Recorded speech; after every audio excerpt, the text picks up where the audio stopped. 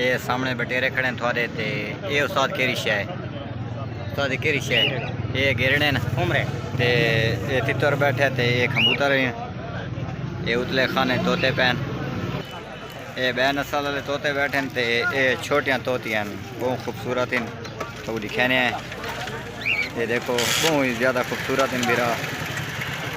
ये उस्ताद खूबसूरत पिंजरे से सामान रखी पिया ना तो में खूबसूरत मोटरसाइकिल ही बड़ा ही खड़ा है ये बिरा सारे इलाके दे आए ने कबूतर बेचण मंडी ते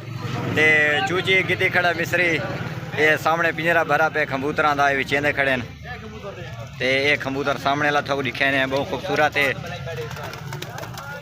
ये कोई चक्कर है जा मसला के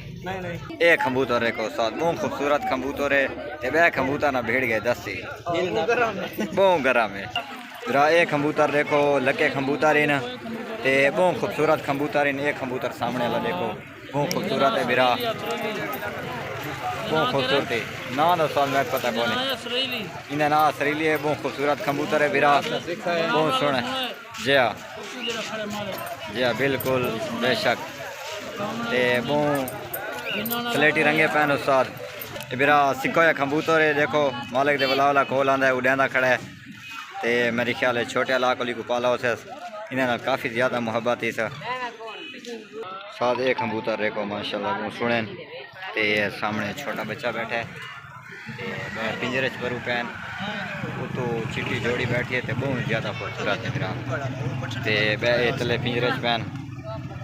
हवा हिन ते नाल मिक्स हिन बे